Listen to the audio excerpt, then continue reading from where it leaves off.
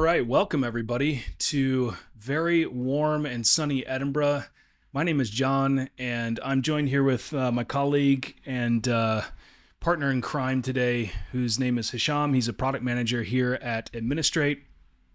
And it is so warm here in Edinburgh that, fun fact, for those of you who've never been to Scotland or not spent a whole lot of time in the Northern Hemisphere, we're also on the same parallel as Southern Alaska, for example. We do not have air conditioning as standard here in Scotland. And so what that means is Hisham and I were dying getting ready for this stream. And so I have done I've made a couple of executive decisions here. I've opened a window, which you cannot see, but you may be able to hear. And we've turned on a very large fan, which you may be able to hear. And that's just the price you're going to have to pay today so that we don't die during this very exciting stream. It is super hot here in Edinburgh, but we also have a super hot release that we want to talk about. See what I did there? Hisham and a bunch of his team and a bunch of folks here at Administrate have been working for a long time on bringing together a new feature that we're really excited about in our platform called the Scheduler. It helps folks plan and schedule training in, en masse, large bulks of time. And we're really, really excited about it. So today we're going to do a deep dive on a whole bunch of stuff around the scheduler. We're going to talk about some theory and some philosophy. Artificial intelligence will play in. Don't worry, it won't be LLMs or ChatGPT, but another type of artificial intelligence. Hisham's going to give us a bunch of demos, maybe even a live demo, I'm told. Mm-hmm. And we're just going to have fun. But don't worry, if you don't have enough time to watch this whole live stream here on the LinkedIn, we will be cutting this down, removing some of my terrible jokes, and posting it on YouTube and on our website at getadministrate.com. So head over there if you missed the stream or you want to catch up or you rewind or whatever. That'll be up in a couple of days. And the other thing that we have, which we're going to be sending out and making available as a resource, is kind of a guide to how to think about planning training at scale. We have software tools like we're going to show you today, but we also have some practical tips and tricks and so forth. So that'll be a download. If you're interested in that, either comment in the chat and we'll make sure we get your details, or hit up our website in the next couple of days and it'll be available there. So with that very lengthy intro, Hisham, why don't you introduce yourself a little bit? I think this is your first LinkedIn Live, first of many. I think we've got a couple more that we're going to be doing. Tell us about your background and kind of what you've been working on and why you're excited about this feature. Yeah. Hi everybody. So my name is Hisham Arnaout, product manager at Administrate. Recently I've been involved in the scheduler. Amazing feature. Really excited to go through that with you all today.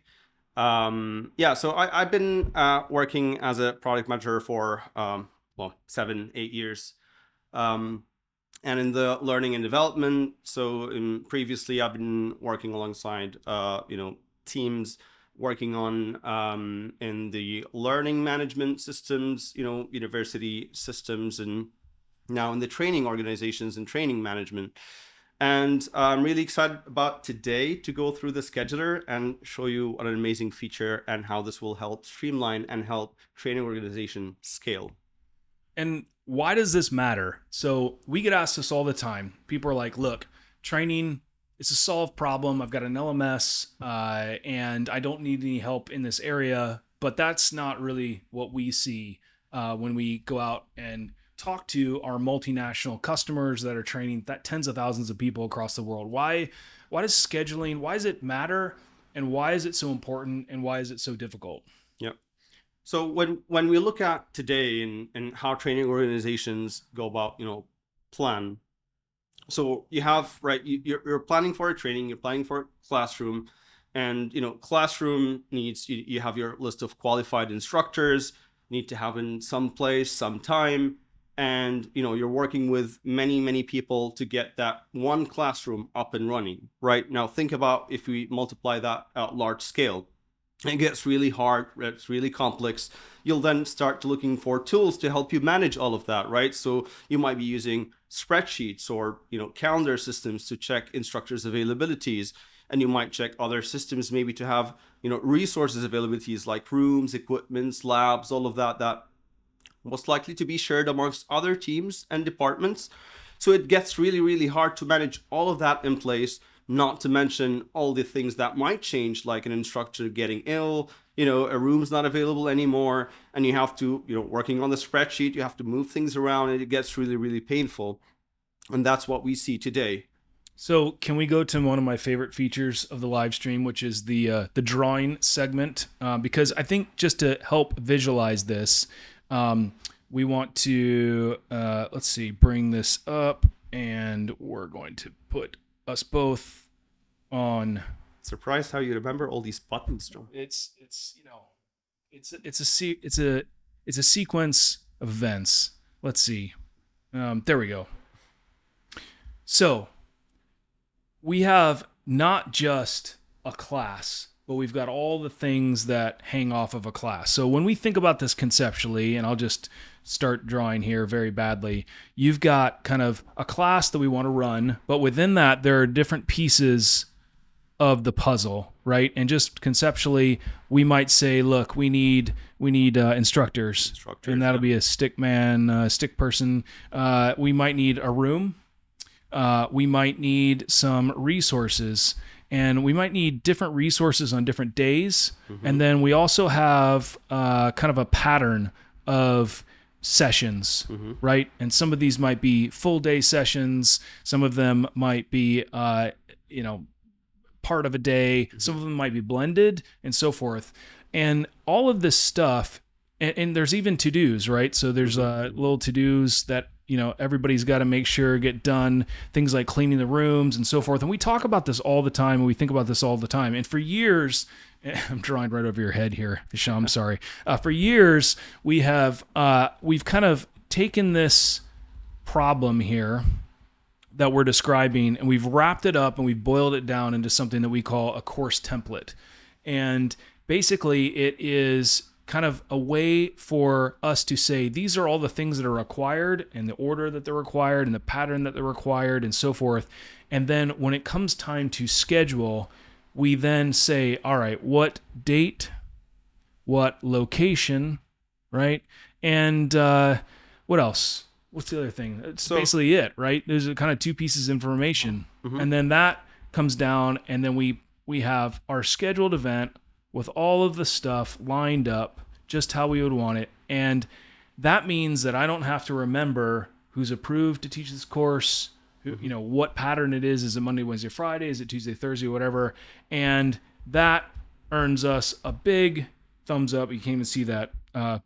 Yeah, that earns us a big check mark from customers. And for years and years and years, this has been a huge time saver. 90% of time mm-hmm. gets taken away, and it was great. But we weren't satisfied, were we? And we started thinking about this problem more deeply, because that's great for next week. That's great for next month. That's great when I'm thinking about tens of courses. Yep. But if I'm trying to think about thousands of courses or hundreds of courses that span months of time, this doesn't work. It gets harder. Yeah. And really, that's more of a managing at the management level, right? When we think about training, there's the 5, I think, stages. You identify your training needs, you need to plan them, right? And that's where today it happens on all these different tools, right? Then you schedule them, right? You use Administrate to do that. And course templates comes into play really, really well, because you could templatize all of that. And then you just run the events, right? And you only need to change the date and time and place. And then you got the support, which I don't think we mentioned here, is like having a communication plan to your event. Like, right. I got a bunch of communications that need to go out before the training, and then maybe a reminder a few days before to make sure that they have what they need at the time and place that they need to be. And then, probably post communications and all of that. So we're not going to belabor this. We've actually done an entire LinkedIn Live. Myself and JJ, another one of our product managers, did a couple of LinkedIn Lives on course templates and communication triggers and a whole bunch of these features. And you can check them out on our website. But I guess the point is, the problem is not unsimilar to the problem that airlines have, right? They have mm-hmm. planes that are leaving. There's a whole bunch of things that need to go right. at a certain time in a sequence so the planes can take off. And if the software is not working, then you have a situation like Delta Airlines found themselves in. Now, we're not punching down and we're not making light of that really, and I'm a huge Delta flyer, but it's a very similar problem. And the reality is that Delta and other airlines and so forth, many large logistics companies, they have dedicated software that is built just to handle this problem, but training teams do not and have not forever. And just to kind of concrete the challenge, and then we'll move on. Imagine Hisham tells me, hey, we need to run this class next week. That's fine. I sit down and I start typing, and maybe I've got an LMS and I'm typing into the LMS and trying to record that. Who's going to teach it? Well, I need to go find a list of improved instructors. There might be 10 of those people. There might be 100 of those people. Okay, of those people, who am I going to choose? Now I have to go and check Outlook calendar number 1. And then, they're not available. Check Outlook calendar number 2. Well, they are available, but they've got a session that's maybe 30 minutes right before, and I don't know, maybe we want to give them a break. So I check Outlook calendar number 3, and this already starts to take, could be an hour, it could be a couple of hours, and it's a very laborious process. And then you multiply that times 50, 100, 200, and just the demand planning, just gathering the requirements that a training team wants to do for the next month or quarter. Some of our customers have over 100 people that their sole job is to go around the large global multinational business, get those training requirements, bundle them all up, and then deliver them to the schedulers. Those poor people then lock themselves away and use spreadsheets, right? Yep. Lock themselves away for like a couple of days, could be weeks. And then using spreadsheets, as you've outlined there, is like, okay, we got 200 events that we need to plan out for the next quarter or so. Let's get working, right? So you have the spreadsheets, columns, dates, and then months, and then you have a list of the instructors. And you're looking at not just instructors, right? You're looking at who's qualified to teach them, right? Who's available. And the availability of instructors could be spread out through not just calendars, could be calendars. And then you might be working with contractors. You need to phone them up like, hey, we're planning to run this. Are you available? And this back and forth communication also takes a lot of time, right? And then resources, which are shared. And then you have maybe a homegrown system where you could log in that resource bookings, or you could be using any other tool like calendars as well. So all of this takes a lot of time. And now imagine that you've working on this on your spreadsheet and you're booking things in, then you're getting close to a solution, and then one of the instructors is no longer available or a room is booked. You have to change things. Could be minor, but a lot of times could be, I need to redo this whole thing. And that's when you need to rephone again, contact the people that you need to contact, and all of that. So it's really painful. So it's like the world's worst game of Tetris, right? Any little piece that gets, or maybe it's Jenga, we're slotting in all these different pieces of the schedule, and you remove one, and everything falls apart. This happens all the time, right? It's not just oops, I'm not available next week or whatever. It's the instructor forgot to put their holidays in, or they're getting married, or somebody's having a baby, or like there's these big outages and so forth. And then that means that the whole schedule needs to be changed. So that's kind of the problem. And the scale of this problem is a lot of our customers think about things in maybe a quarter or 6 month time frame, maybe a year. It depends, right? Various customers plan very differently, right? We have quarter, half a year, and yearly. So yeah, it really depends on the training organization's size and their planning and how they do their cadence and the training management. Okay.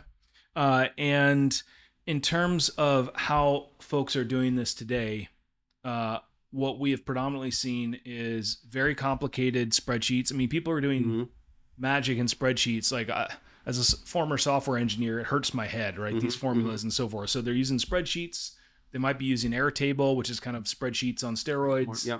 Is there anything else that people are using? They might be using another scheduling tool that's out there, but that's also another tool that they have to pay for, one. And two, once they're happy with their schedule, they have to import it back into whatever other system they're using as a training management system. So it's working with disparate systems, and that means you have to keep that data in sync and live, right? And all the customers I've spoken to, they all have some problems with the data, some errors, some like a lot of work goes into that to keep it maintained. Yeah. Okay.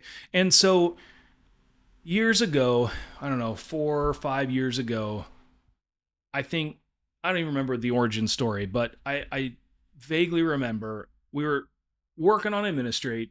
We were having more and more very large customers that are trying to plan at scale and so forth. And I was trying to book a plane ticket to go somewhere. And I'm famously bad at booking plane tickets. I cannot tell you how many times where I have booked a ticket for the wrong month, for the wrong year. I just did it about 8 weeks ago, and this happened. So I'm I try to be very careful and double check everything and so forth. And I remember as I was going through and booking this plane ticket that it dawned on me that this is sort of the same problem as scheduling training, i.e. I want a result. I want to run these 10 classes. I want to get to New York City. I don't really care necessarily how I get there. I want options to be surfaced to me, right? And it dawned on me that for years we had been asking customers to basically sit down and say, I want a 747 to fly at this time from this gate in the airport to this city to then connect to this other plane, and we'd have to sketch all this way out. And instead, we needed to get to the point where actually we could become a support mechanism for folks. We could help solve these complex scheduling challenges. And so that was the first kind of genesis of this idea. And we started talking to customers about it. And we said, do you have this problem? And 100% of them came back and said, yes, of course. And we said, have you ever thought about solving this? And they said, no, right? Because it's too complicated and it's too involved. And so we got to work about, I don't know, when was it? 3 or 4 years ago.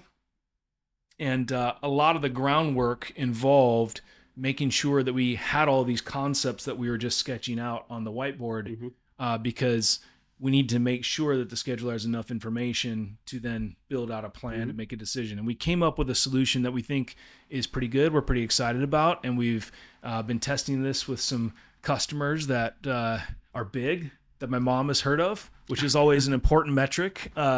And so I think now, Hisham, you're going to take us through maybe a bit of a demo, a live demo even. And so, while you're working on that, I'll get you up on screen. But yeah, is there anything I'm missing here? No, maybe take us to, you wrote a blog post about the journey. Maybe take us through the evolution of that. Different steps. Yeah, definitely we could talk about that. So, and I think referring back to the course template that we've talked about, right? The course template gets you really up and running and easy to start scheduling events that you run over and over again, but it didn't solve the large training, right? Like large scale training. So I think going back in the history before my time at Administrate, but lived it with the team. We've had various different, sketches and mock-ups where, okay, the scheduler needs to take a lot of different parameters to come up with suggestions on who can, be the instructors on which courses and whatnot, right? And that slowly morphed. And as we watched our customers, how they do it, right? It's like watch your customers instead of like.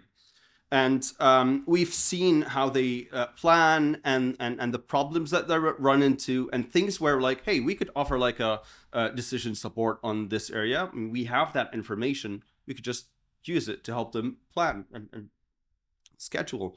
And one of the key things that we're talking about here is supporting decisions.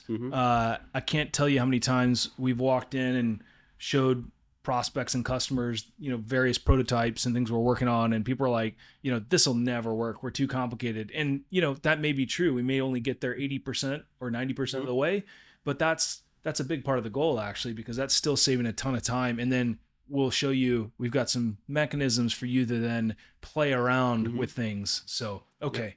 All right, let's see. We have shrunk you down, and you might need to replug my screen. Let's try that. There we go. Let's see. There we go. There we go. Okay, do I need to zoom in a bit maybe? Yeah, maybe. And maybe full screen it. There you go. All right. Okay. That's good. All right. So before going onto the scheduler, I do want to talk a little bit more about course templates. So let me open a course and talk a little bit about course templates, because it goes a lot into what the scheduler and how the scheduler utilizes that information to help you build out a plan. So in course templates, right, you have your course title, you have the people who can teach the course, and you got the schedule, which where you could define you could have a defined set of rules, so that when you want to start creating events or running events, it will utilize those rules so that you could build up your schedule. So for example, we have a course template here. You have a default session and start time. Usually this event should run 8 to 4. It runs Monday through Friday. It's 10 sessions, and then you have a schedule. So when you start planning or running events, it will use those as a default, but you have the control to go on and change them in any way, shape, or form, right? So that definitely speeds things up. Now, this works great when planning, single courses, or, planning for the next week or the next couple of days, but it doesn't help planning for the next quarter or year, or planning to run hundreds and hundreds of events. And just to provide a little bit of clarification here, I feel like Aladdin when I pop in like that. It's very, very, very strange. Just for some clarification, what you're seeing here is all about the pattern that we want to run this course as. We're not scheduling anything right now. We're simply laying out the pattern of what an ideal course would look like. And then when we go to schedule it, that's when the magic happens, right? Putting the structure. So what I want to start with is the scheduler. So when I first go into the scheduler, I'll see a bunch of filters that help me filter through maybe plans I have scheduled before, or things that I've been working on right now. So things like in the draft mode right here. So I do want to share a couple of use cases that we've seen how training organizations and teams plan for events. So we have organizations who more or less run similar training quarter to quarter, year to year, and it's just on repeat, right? There might be some changes here and there, like we don't want to run a bunch of these courses, or we want to run and add maybe a few more sessions to this course, but it's repeatable training, right? You have a plan that worked great in quarter 1, 2024. Let's do the same quarter 2, and so on and so forth. So I want to show you how that could be done using the scheduler. And then you have the other use case where it's not similar, and you run it. Maybe it's forecasted by sales. Like, hey, we imagine we got a lot of people will be enrolling into the SCEDX tool, and we want to provide that training. So you got a team that will come up to the scheduler team and tell you like, hey, we've got this insights, and we need to run 20 of this training, 10 of this, 5 of that. Here are the instructors and resources. Make up a plan and find us a solution, right? And then the scheduler team, that's where they. Yep, you need to say something. Yeah. So no, just a couple of examples of that, right? Which is we have our normally planned training, right? Maybe we do that the same way every year, but we see this all the time. Mm-hmm. A company buys another company. All of a sudden, there's a huge amount of training, not only for our employees, but also the employees of the company we just bought, right? Mm-hmm. So that's an example. We're launching a new product. There's a huge amount of training that has to happen for the sales force and the internal teams and so forth.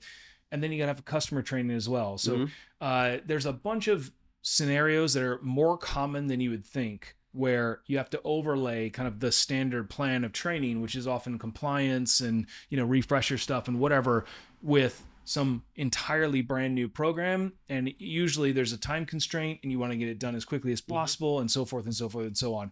And that's where these schedulers really start tearing their hair out sometimes. Yep. Right? Yep.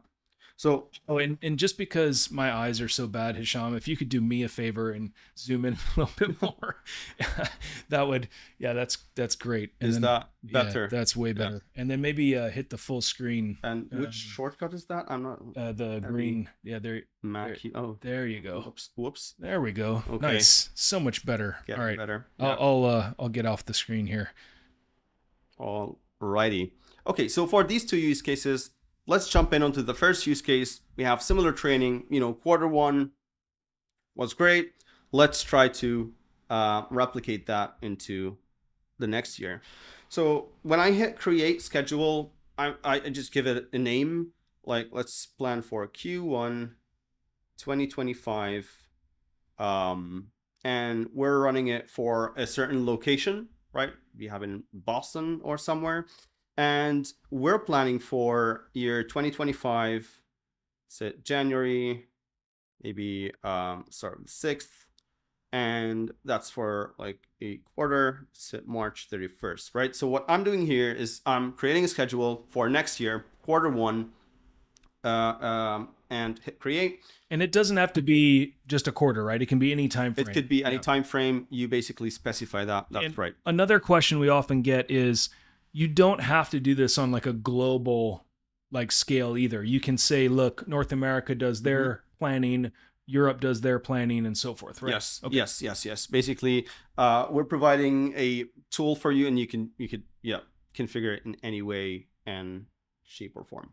So what we have here right now, what's happening is I have an empty canvas where now I could start adding my courses, adding the instructors, adding resources, and we're going to go into that of having the freedom to do everything. But in the first example that I want to show is, hey, I already planned it before, and I want to use the plan that I did before into my new plan, Right, and see how that works. Why repeat or reinvent the wheel? Yes, exactly. So before jumping into all, I do want to give a quick info on what we're looking at here. So we got a bunch of legends that will help me understand the different, alerts and colors and all of that to help us understand how we navigate. I got a bunch of issue alerts that will tell me if there's any issues with my schedule. Right now it shows 2, obviously, because things are empty.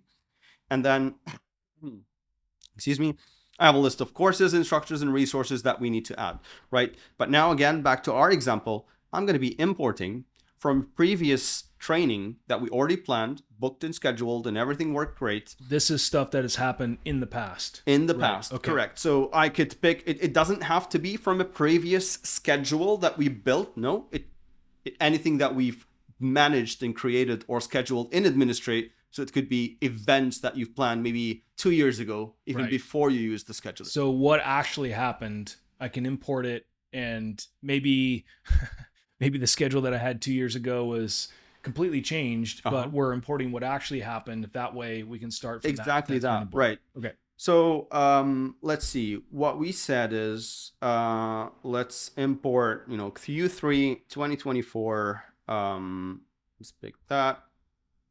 And then I'll pick that date. Maybe September 11. Okay, so I'm just specifying the date that I want to take that data, copy that data from. And then what the scheduler will do is try to capture all that information so that it will present me with, hey, this is what you've run during that time, right? So what I'm seeing here is we've ran during that time about 18 courses and a couple of events per courses. Like we've ran 3 events of core services training. We ran 2 events of regulatory and compliance standards. So it's giving me a history of things and all the various instructors who were a part of that plan and the resources that were used during that time. Now I could go in, so like, okay, but we're not planning to run any of the, SCEDX Pro comprehensive service training. We're not planning any of that now. We just want to go ahead with these courses for quarter 1, 2025. Now I'm going to hit next. And now it's asking me, okay, I've got your things. Where do you want me to plot them on your canvas? Like, I know I selected the correct date that I want, 6th, so I'm not going to change that. I want it to be that, and I'll hit import. And the date that you're selecting right now is the starting point for this for this import. This exactly that, so that it will start plotting them on that date first, right? Now, what's being done right now is the plan that we've had in the past. You had maybe 3 events in the 3-quarter, and it's evenly spread amongst that plan, and there's certain gaps between instructors and workload and all of that. It's taking all of that into consideration, planning it out into the future, right? Excuse me. So that's saving a ton of time, even if nothing else happened. 100%. Right? Yeah. Taking what we knew worked and kind of replicating it. Exactly that. Now, another thing that we will be seeing as well, right? As you said, some things changed, right? Maybe an instructor is no longer available, no longer, apart. Maybe, some of your teams are no longer there. Maybe, there's also bookings that are happening next year already from various different teams. Like somebody quit their job, somebody is, moved to a new job. They're just not available for whatever reason.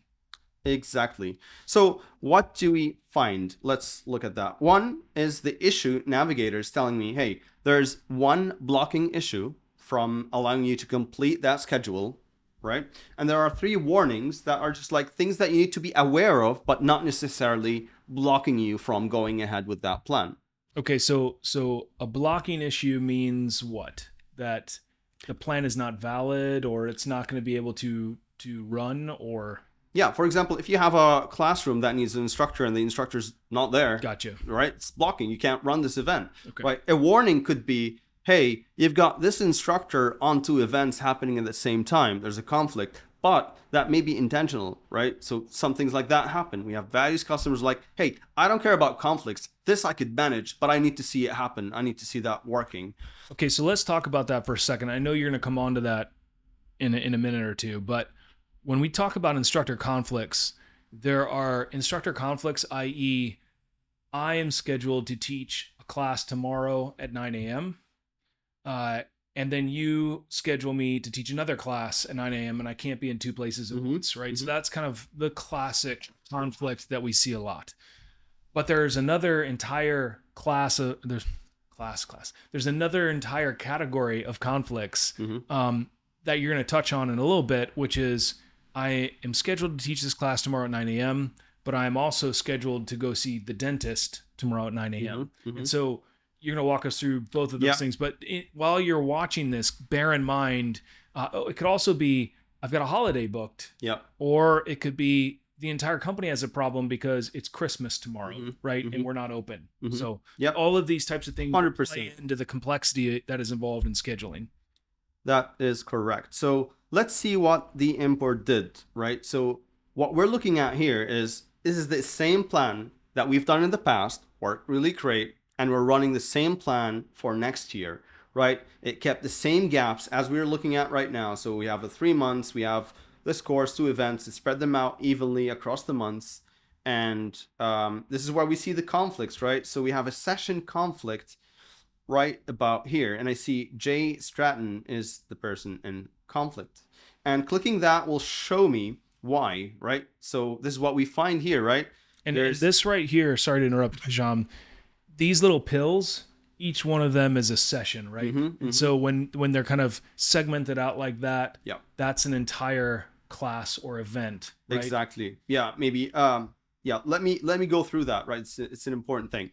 So what we're looking at here is, this is the course, the data management, and we're running 2 events of that course in this plan, right? So we have 2 events. Event number 1, we see it here, and all these different pills, as you said, John, these are the independent sessions for that event. So it's like a 10 session event, probably, was it? Or 8? And then, 10. And then that's the other event with the 10 different sessions. Oh, I dragged it by mistake. But yeah, we could drag it back. And what I want to show is the conflicts that we were just checking. Now, mind the slow performance here. It's my staging instance. So it's not production. It's not on production. Yeah. Okay. So, so do you have any jokes you could tell while we're loading, or anything like that? So, okay, what did you just do? You by accident dragged the event and that meant you moved it. Now that we're going to show more about that I will show later on, right? indeed. So hold that thought as we kind of reload this. Yep. So let's go through that first issue, right? So what we're looking at here at this event, it's a 5-session event, but I only see issues with the first 3 sessions, right? There are no issues on the last 2 sessions. And those issues are the little exclamation traffic, warning things. The warning things. Right.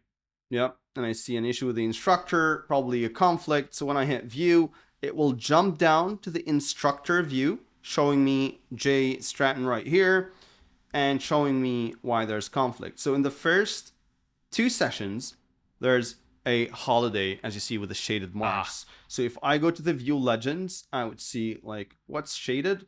It's a non-working day or a day that's not available for the company, for that person. So I see why it's there. And then there's another event happening here, which is busy. So something the instructor might have put on his calendar or something that shows as busy. And we're going to touch a little bit more on that as well.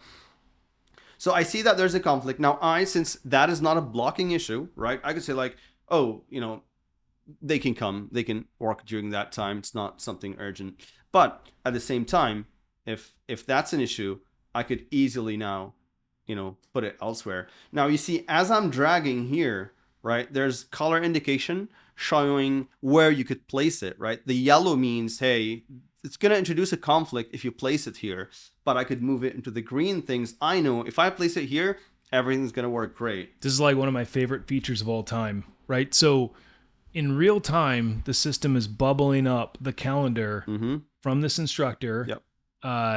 You're going to talk about how they're synced in just a minute.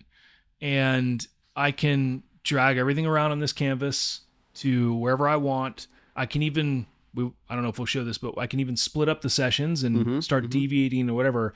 And you talked about how an instructor conflict is not necessarily a blocking issue. Let's talk about that for 30 seconds. We get this question a lot, which is, well, why is it letting me build out basically a schedule that has conflicts? And the answer to that is, well, because we are reading an instructor's calendar, which you'll talk about, I might just happen to know that I'm scheduling Hisham for a class tomorrow.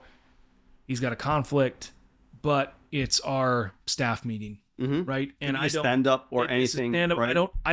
I just happen to know that I don't care, Yep. right? And I can tell Hisham, send him an email, hey, skip staff meeting tomorrow. We've booked you in this class and everything's fine. That's the type of thing that philosophically we're trying to go for here, which is this is a planning canvas. We try to bake as much intelligence into the course templates, into our solver and so forth. But at the end of the day, the scheduler is in control. The scheduler knows best. This is their job. We're not trying to do your job for you. We're trying to help you do your job much more quickly. Okay. Yep. And also to add to what you're saying, John, right? And we're going to touch on the solver, the AI solver portion as well. Like it doesn't, book and introduce conflicts. It tries to avoid it as much as possible, right? But it doesn't block from providing you a schedule to start with, right? Considering these conflicts are most likely or maybe due to like a staff meeting or something like that. And even when you go ahead and start looking at things, you could see all these conflicts and unavailabilities already populated on your canvas. So if you have linked your calendar, for example, if you synced your calendar with Administrate, all that bookings and anything you have on your calendar is synced up to your system so that when you plan, you don't have to phone the instructor up and say like, are you available next year or something like that, right? You have everything what you need right here to start planning. And actually that's a use case that we have seen folks start to do, which is, look, they'll build out a schedule and they'll know they've got kind of 80-90% instructor coverage, but they're like, you know what? it's November right now. In February, we'll worry about February, right? We'll deal with that in the next 60 to 90 days.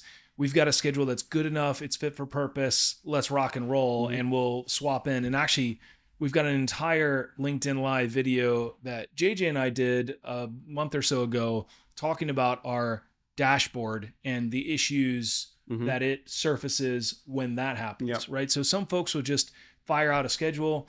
The Administrate will alert them that there are issues and they can deal with them as Yep. they come up. And that's a perfectly acceptable way Yep. of living life as well.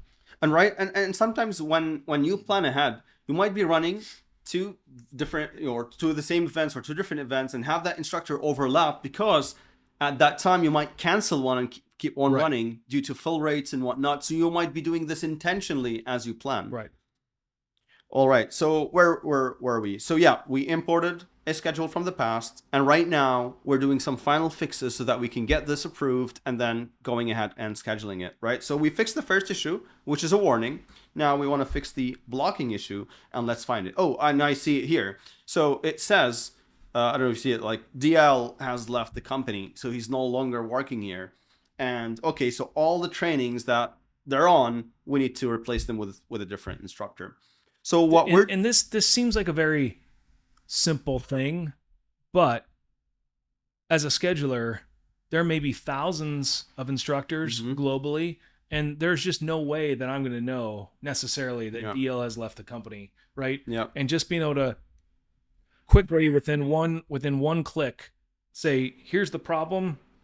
Yeah, that's a game changer. And it's a common thing. Like, we've seen that a lot of times happen. So let's go ahead and replace. The first thing that I want to do is, one, well, I know DL left, right? So I want to add in an instructor who can teach. No, not Josh. I think Snow was his name. Yeah, John Snow. John Snow. Very. Yeah, there we go. Very creative. So we got Josh Snow in. Now I'm going to go in and replace or swap the instructor. Now, I want to talk about this a little bit, and I think also you and JJ talked about this modal where it shows you who's available, who's not, before you start going in and digging. So we have DL, who's no longer there. We have Joe Snow, and this calendar sync icon shows that John Snow has connected their calendars. So their availability here is real time, and it's like almost very accurate whether or not they're available. Okay, so let's just walk everybody through that really quickly. This instructor has somehow linked their calendar with Administrate securely, and Administrate is now reading in real time the availability. Now, what if I'm a little nervous about having every bit of my calendar available to the company? Is that a problem? Have we seen that? So definitely there is a concern, right? But we provide the option to have it completely private, meaning when you sync your calendar, it only pulls it dates and times, not looking at any other. Just says busy. Exactly. Okay. Just says busy, and that's it. So when I'm taking the day off to go watch the new Game of Thrones, it will show you as busy, and it could be a very important meeting. Right, and it's not embarrassing. Okay, gotcha. Good. Right, so let's swap John Snow at the session, and now it's asking me, are you swapping for only the first session or all the other sessions, right? So because different instructors could teach 100%. Could be like the last two sessions could be a lab, different instructor, and sorry. And while you're doing this, just maybe to pause for 1 second, there is no way a traditional LMS can do any of this. Not one we've seen, no. Yeah, no. All, right? Because, and the reason is they're not built for this. They're built for e-learning. They are built for SCORM content and putting something out there where people can log in. And they are not built for the complex problem of how do we fly all these training airplanes to the right destination. Okay. Yep. Okay, so one last event, DL is on, also here. And as you can see, Robert Barr's not available, and they have a proposed session. They're on an event, so we can't put Robert, so we have to put John Snow as well. Let's add John Snow to the session and all sessions of the event. Now, so this is checking not only the plan that we are building right now, but it is also checking any other booking in the system. Right. Because maybe I've got some stuff that's already been planned out in the future that's overlapping with what we're doing right now today. Yep. Okay. Very cool. So, and now we can remove DL from this plan, and let's see what we have. All right. Oh, so doing this now, we have maybe one last warning, and I think I know why. Oh, it's Jon Snow. Adding Jon Snow to one of the sessions in this event shows a conflict, and let's see why. Oh, it's a booking conflict. It's Jon Snow's birthday. It's on his personal calendar. One of those people that takes their birthday off every year. Right. So, but too bad for Jon. We know that he must deliver that training, and maybe he could, have his birthday on a Saturday or something. All right. Yeah. So, and the next steps here, right? The next steps that we want to do is, if we're happy with it, now we can share it with other stakeholders. They can go into the scheduler and they can have only view permissions if they, not allowed to do any changes, get their approvals, and then. And that's a really important thing, right? Because what tends to happen is, and this is iterative, right? The scheduling team builds out a schedule, and then they'll print it out or attach it to an email or whatever, and they'll send it out via email to hundreds of people sometimes. And then the emails start coming back, and everybody's like, "Oh, I forgot to put in my holidays, and I changed my contract, and I'm only working 3 days a week next year, not 4," and all this stuff starts coming back, and they have to then spend time to incorporate all of that, and then they have to go through and send it out again, right? And so what we have seen is that by allowing people to log in to Administrate and see this kind of draft schedule, this plan, then folks can start saying, I forgot to book my holidays or whatever. They can book them, and then they'll pop up as an issue. Yep. And then it saves so much time. 100%. Okay. 100%. And you're not using and keeping notes on the various different tools that you're taking. And I don't have 35 emails coming in to gather that. Yep. Okay. 100%. Now, the next cool bit, right, and what we see customers do today, right, working on spreadsheets or other tools, is that now you have a plan, right? Consider this outside Administrate. You have a plan. You're happy with it. Okay, we need to schedule it, right? And you might be using spreadsheets if you're managing training, which is also very, very hard, but you might be using another tools like Administrate, right? And the next step would be, okay, I have a schedule outside Administrate. I need to import all that data in, right? I need to import all the data into the system, and that's another hard work and prone to error, and you might, risk having mistakes. And what we have. And importing is maybe charitable. You might have to retype a lot of this. Yes. We see large, very successful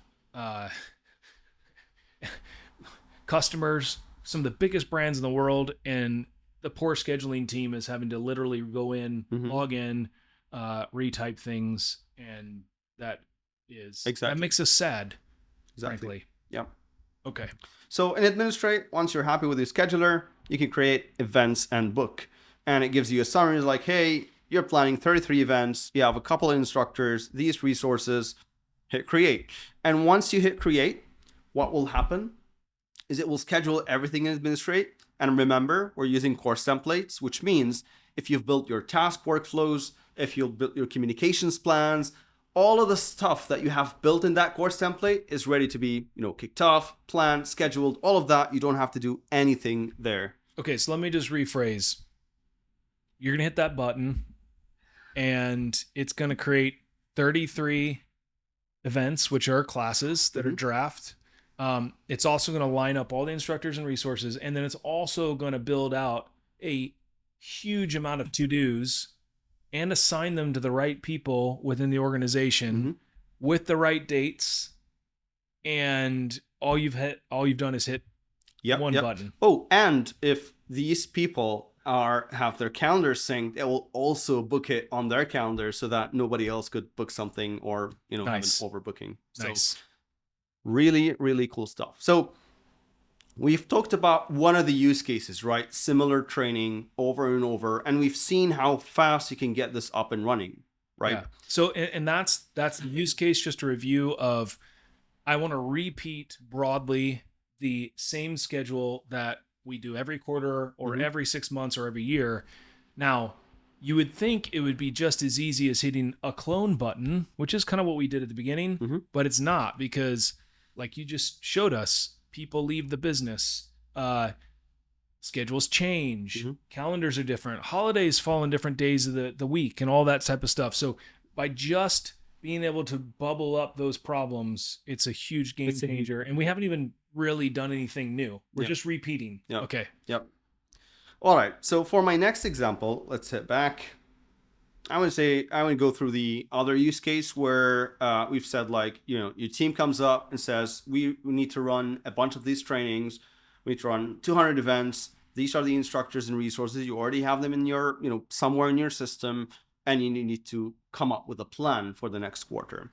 So I'll be doing more or less the same plan that we've seen here, and I'll, shortcut to what we've built together. But I want to show you what that means, or how that happens in Administrate.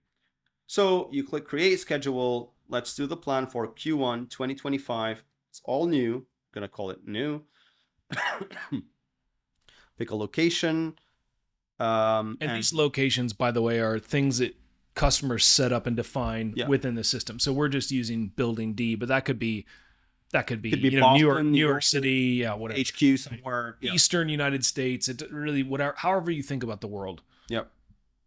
So I'm creating a schedule. We're planning for Q1 2025 and hit create. And I'm presented again with a blank screen. Now this is where it happens, right? So I would say, okay, we need to have 5 maybe events of core services training. So I will say core service training, 5 events, add it to the canvas. And it plots it into the canvas at the date that you've set it to. So I picked, plot it in this date. And what we're looking at here, see, what we see here is that the core service training, it's a 2-session event. I have 5 events, and then I see these gray columns at the various different days. And this is because at the course template level, it's defined and it's structured to be a 2-day in a week, Thursdays and Fridays. That's how this event should be planned, Thursdays and Fridays. And that's why we see it here in the canvas. Okay, so the gray days are the ones that ordinarily we would not choose to run it. Mm-hmm. And the white ones are the ones that, we would normally, the course template says that's when we normally want to run it. Yeah. So if I go ahead and click course templates, let me switch to another tab. Yeah. So if I go to schedule here, I will see that it's designed to run Thursdays and Fridays, right? And its start date should be Thursday. And we're going to be talking a little bit more about how that's utilized. So going back here, full screen.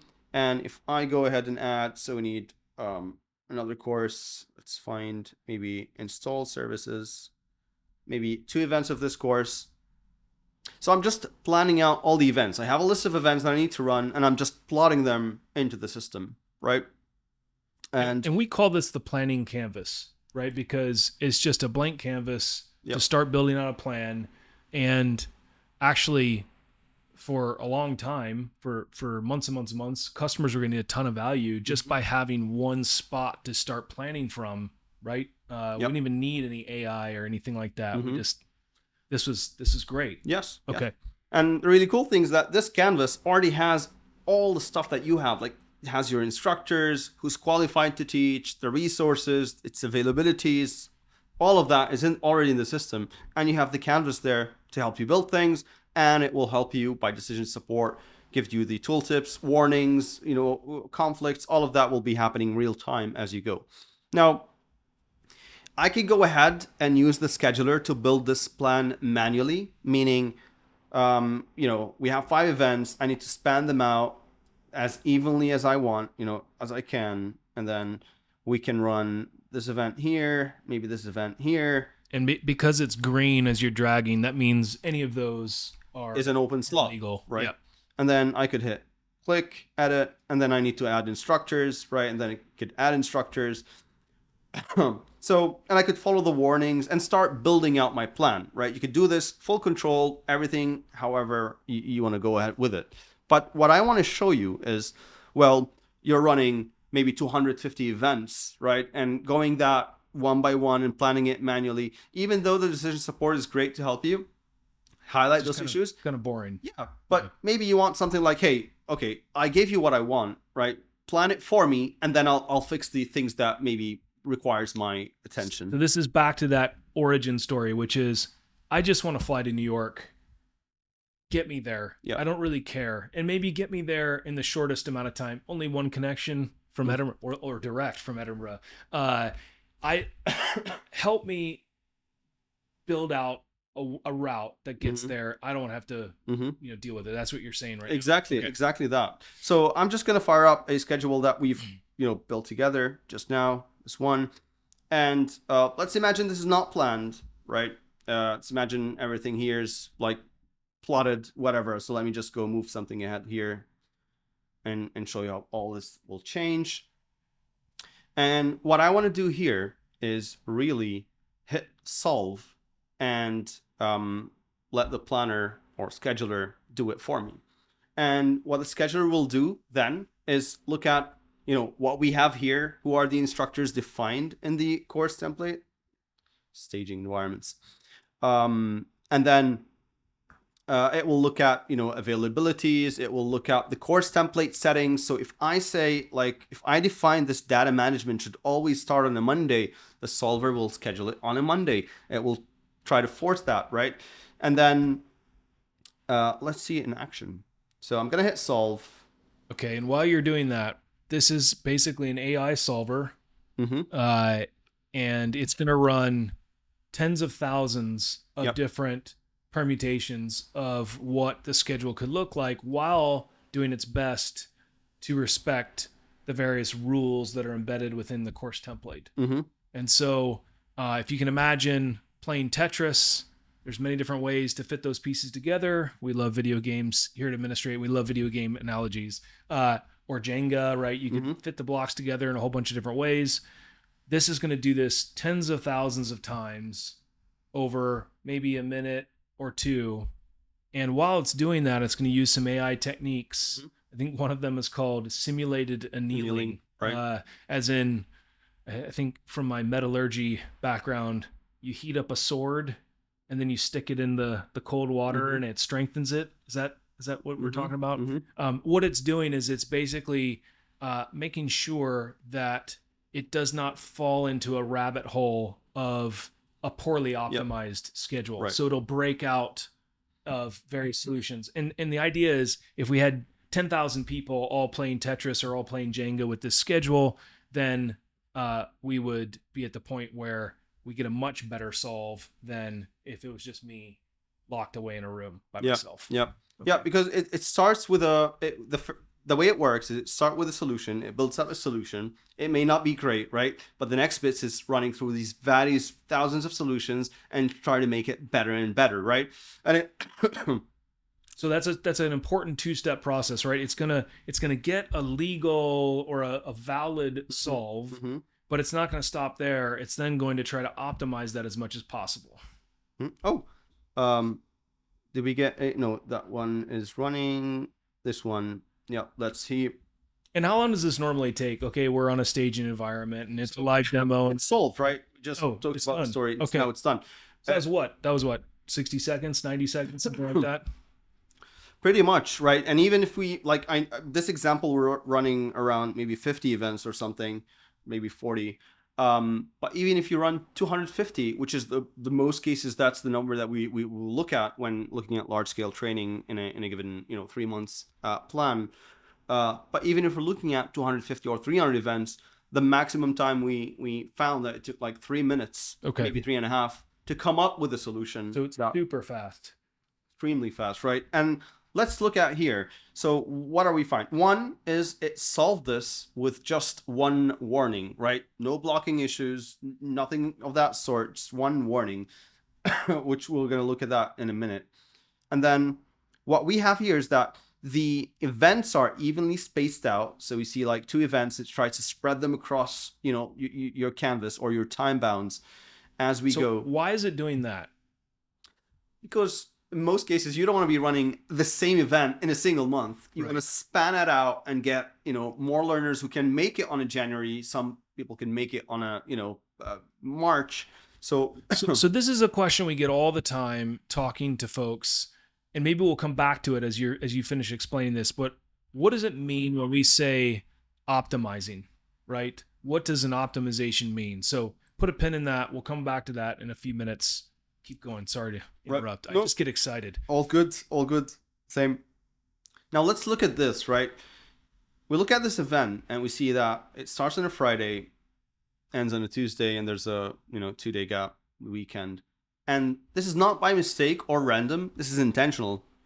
So you have events that this 3-session event, it has to run on a Friday, preparatory courses and all of that, give folks 2 days, take that in, and then the actual hands-on training, high-value training starts working on, big machinery equipment. And it has to. If we look at the scheduler, the course template and how that was designed, and we can find that here under the schedule, and we can see that this course, whenever you run events, it has to start on a Friday. That's the availability of, whatever equipment or so. And then it runs, it's a 3-session event. So you wouldn't find the solver come up with something like this, right? You would say like, let me move it. So it wouldn't do that. It wouldn't schedule it like that. Okay. It will always schedule it the way that you designed it. And there's various constraints that you can configure the scheduler to come up and start working towards your business requirements. It doesn't have to be the same from plan to plan or company to company. It could be different, right? And for example, what we're having here is for example, it must adhere to the course template. This is like the hard rules. This is how you define it because this is how you want to run the training, right? You could definitely override it as you plan manually. Because you just did that, actually. I just you did just it. You just dragged it, and we're like, yeah, we're just going to do a special one. It's going to start on Monday. Exactly. But at least you could prime the solver to think how you think, or how would you consider a good plan. Yeah. So 80% or 90% of the time, do it that way. Yeah. And then the solver respects it. 100%. Okay. Right. And then let's look at the warning using the issue navigator to pop me through it. Oh, it's John Schnow's again. It's probably his birthday. Yeah. This guy again. Yeah. So I'm there. Now, again, it takes you 80-90% along the way with large plans. And then you could do the final tweaks, right? And then finally, when you're happy with it, create events and book. And as we said before, all the other comms, tasks, all of that will be automatically set up for you. So in just a couple of minutes on a live demo in a staging environment, we have built out a very complex schedule, adhering to many different patterns from many different courses, lots of people, lots of to-dos, all this stuff.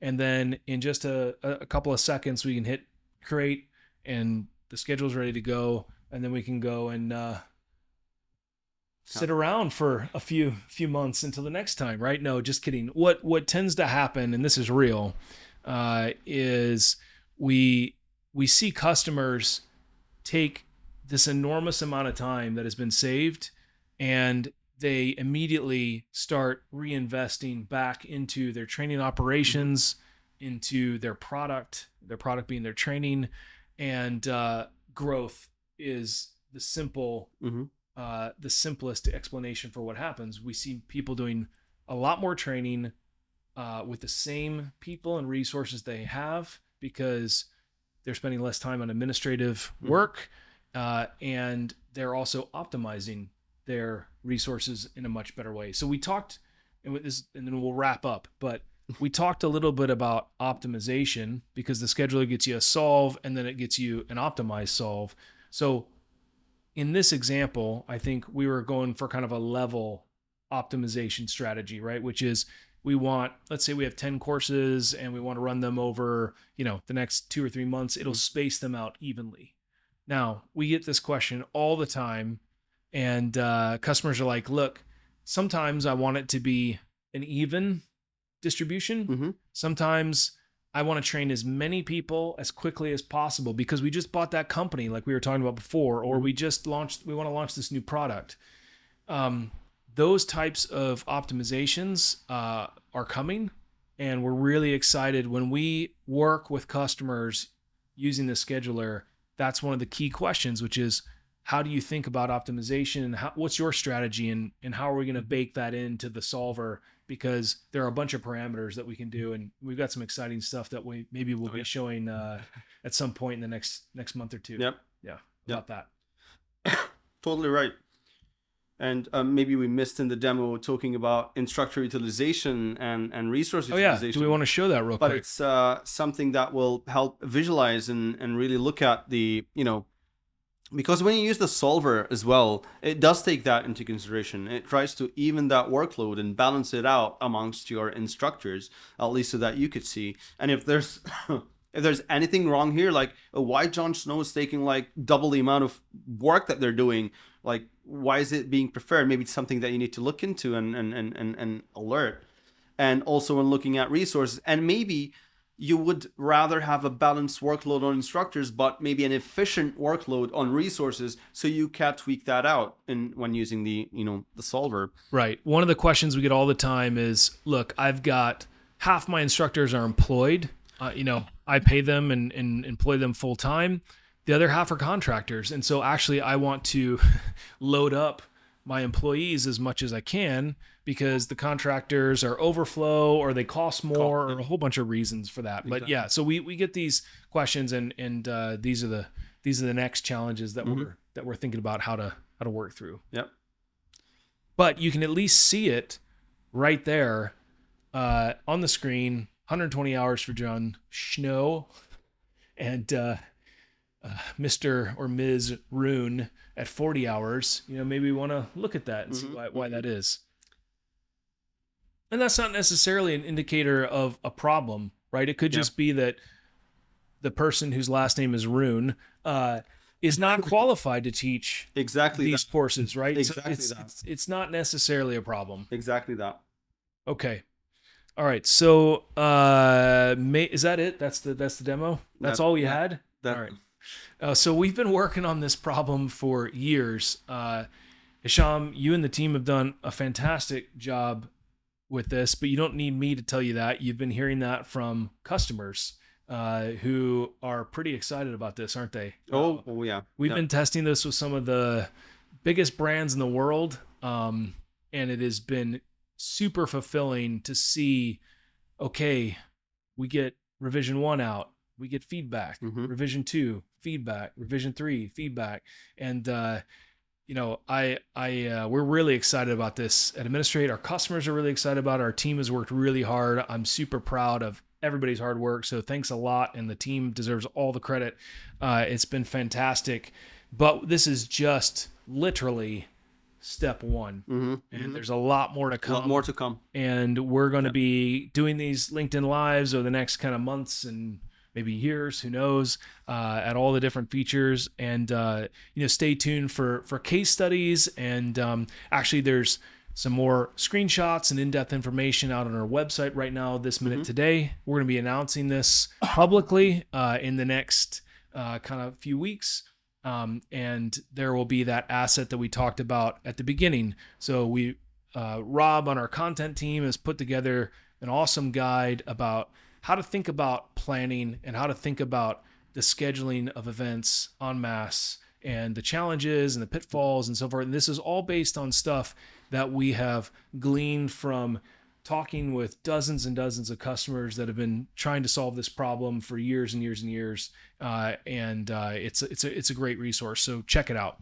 It'll be on our website. Comment in the chat if you want. We'll follow up with you. But we really appreciate your time today. We know this is a bit longer than maybe normal, but there's a lot of great stuff to go over, and it's hard to contain the excitement. Yeah. So, any final words, Hisham? No, I think you pretty much wasn't so bad doing this live, was it? No, it was okay.